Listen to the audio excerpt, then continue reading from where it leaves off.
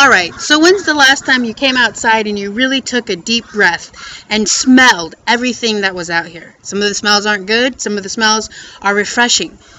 But when do you do that on a regular basis? Many times we'll notice odor, many times it's good odor, and sometimes it's not a great odor.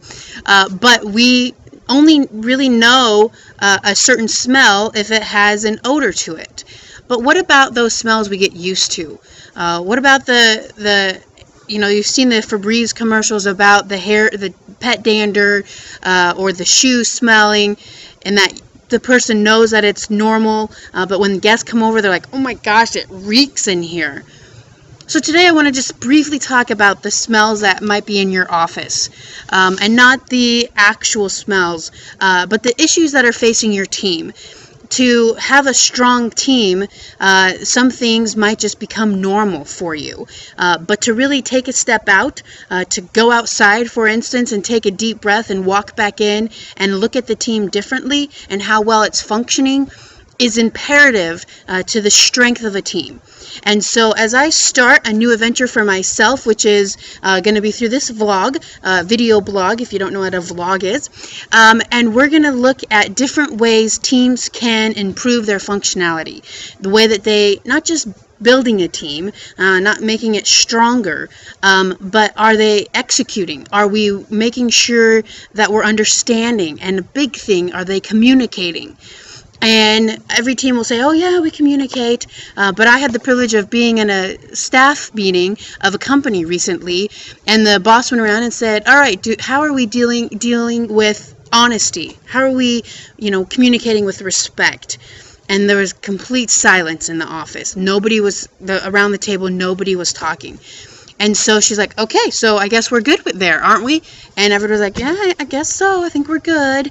But the moment she left the room and the team members got into their groups, you always have a group of 2 or 3 people that really connect. As soon as that happened, complaints just started flying. And people were like, well, they don't do it. They never have respect. They just yell at people. Or, I can't believe that they get away with not working. And so it just snowballed and people were just expressing it. But as soon as the boss would walk back in or they knew they had to get back to work, it just went silent. What prevented that team and those individuals around that table from saying, hey, you know what? I don't really think we're getting it. I think that we're snapping at each other. I think we're coming at it accusatory. What didn't they do? And the biggest thing that I have found in teams is their fear of any consequence, whether it be retribution from the coworkers, whether it be their boss, maybe the fear of losing a job for speaking up. We don't really appreciate vocal. We don't really appreciate challenging the leadership, because there are so many leaders out there who don't appreciate that and punish. But I believe that one of the key aspects is building trust. Stephen Covey wrote the book, The Speed of Trust, and it's huge within companies. But again, like the boss did, if you ask your team, hey, how do you guys think we're doing on trust? 90% of them are going to say, oh, yeah, we're doing well. And the boss will walk away feeling really good about himself or herself. But when you get down and you dive deep into the dynamics of a team, do they really know how to communicate well?